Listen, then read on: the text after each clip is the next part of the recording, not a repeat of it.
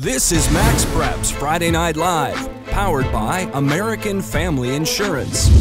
And now standing by, we've got MaxPreps writer and reporter Mitch Stevens on the phone. Mitch, how are you? We have been talking about De La Salle. We spoke to Mike Hutchins, and you know a lot about this school also. I do, Joanna, and thanks so much for having me, you and Jason. Thanks so much for making the MaxPreps name out there and giving us a good name. I appreciate it. And I want you to know I actually was thinking about the FBI myself before I became a sports writer. Really? You were? Or are you just joking with us right now? No, and actually, I'm not really sure this is Mitch. With the FBI. No, this is Mitch, and yeah, I have seen De La Salle. I'm going to give away my age here since I first became a little Cub reporter in 1984. So holy you just mackerel, revealed it. 28 years. Yeah. Well, that was when you were 3 years old, though, so you do the math. Hey, and folks, we do want to let you know Mitch Max is his Twitter handle. He's a great follow. You want some not only great high school sports information, but he writes some great feature stories out there. So if you want to follow him, be sure to do that on Twitter. And we have to say that you love Mitch. Yes, we talked about you in the break a little bit. I'm a big fan, Mitch. You know that. Well, thanks so much, and thanks so much for all. We kind of collaborated there on Devontae Pollard and a couple weeks ago, and I'm sorry I don't get to see the show a lot.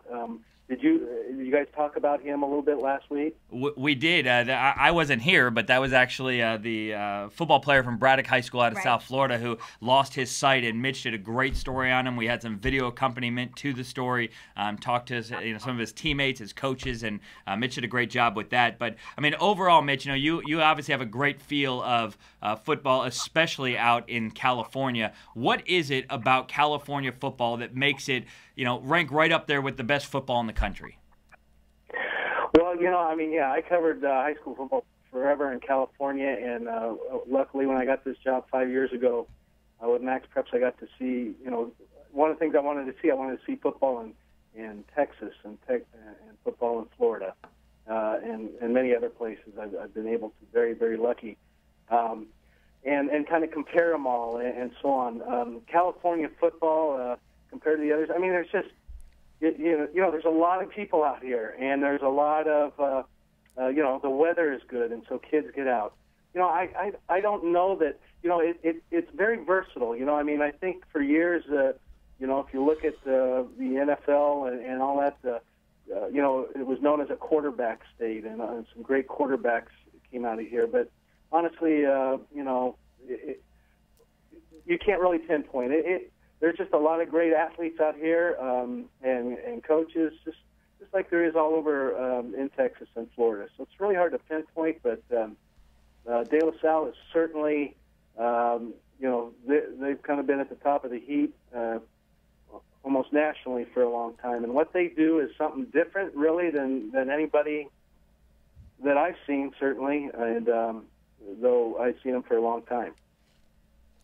Mitch, De La Salle is undefeated once again. They've had a couple bumps in the road. They haven't blown out teams like we've somewhat become accustomed to seeing De La Salle teams do over the years. But when it comes to playoff time, when it comes to the bowl game, they seemingly almost always deliver. They really beat Servite good. They beat Westlake good in the last two CIF bowl games. Is this a De La Salle team that we're going to see down in Carson at the Home Depot Center just rout a very, very good Southern California team in December? Or could you see this De La Salle team struggling and possibly lose in a bowl game, assuming that that's where they go? Yeah, Steve, we talked earlier today about this a little bit. The last 2 years, I don't think we're going to see that ever again. They played two top 10 teams in the country, and they won by, they were basically a running clock in the third quarter. I don't think nobody can expect that, and certainly that's not going to happen again this year.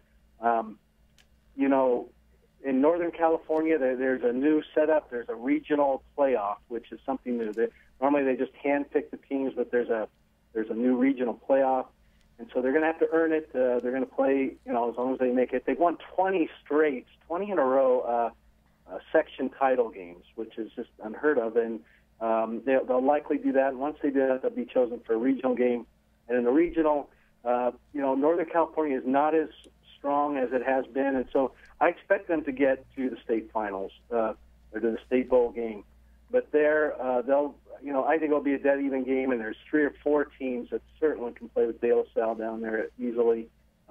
You're right, there's something just a little bit amiss. It's kind of hard to pinpoint because they have 2 great running backs. They have wideouts. They got running backs, but there's just something. There's something a little bit. What they're really good at. You talk to Michael Hutchins. He's one of 4 Division I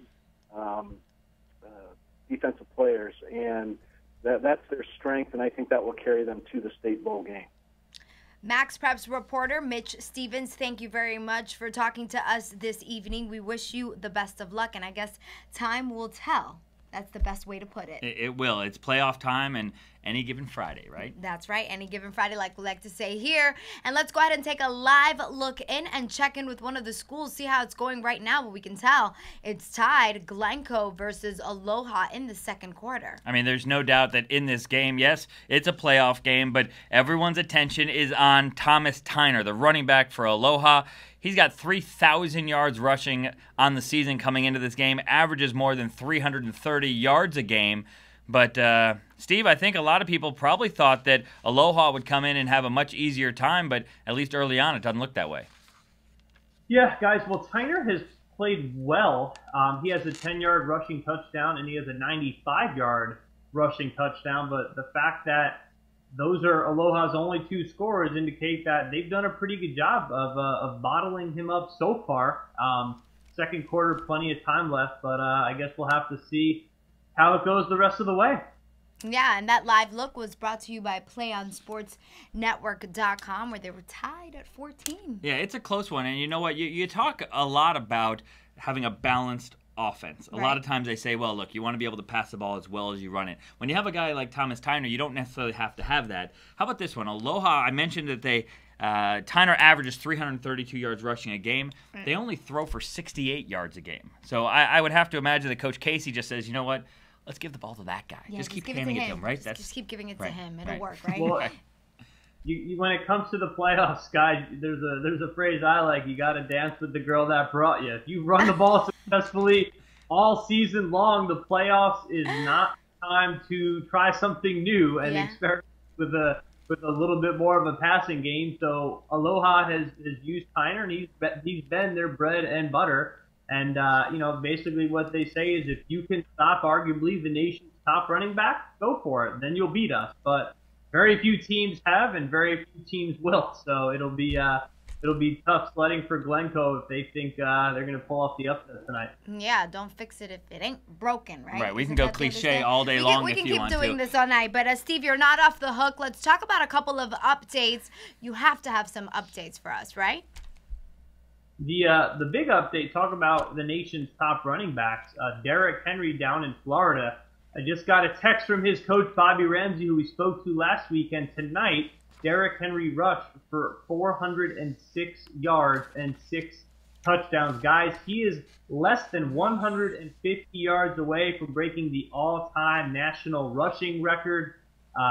Very, very exciting time for Alabama fans since he's an Alabama commit, but exciting time for Florida high school football and high school football across the country. This is a record that has stood for nearly 60 years. I like earlier today to Babe Ruth's 714 home runs or Cy Young 511 wins. This is the record when it comes to individual accomplishments, not only in high school football, but in all of high school sports. And we're going to see it fall next week, guys. It's going to be pretty special. Well, Steve, I saw that you tweeted that out where you said how many yards rushing he was short of the record, and he's going to get it next week. They play Taylor County, and look, the numbers, of course, say he's going to get it, but I think Steve Spiewak may have provided a little bulletin board material for those guys at Taylor County. They may have it up there. Hey, look what this guy at MaxPreps is saying, and they may have something for Derrick Henry next week.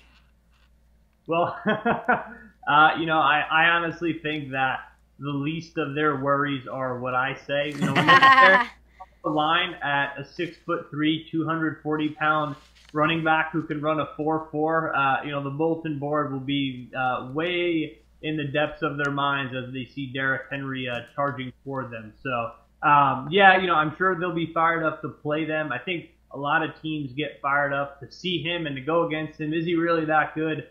He's been everything that he's been advertised as and more this year. He's averaging, guys, 318 yards a game coming into tonight.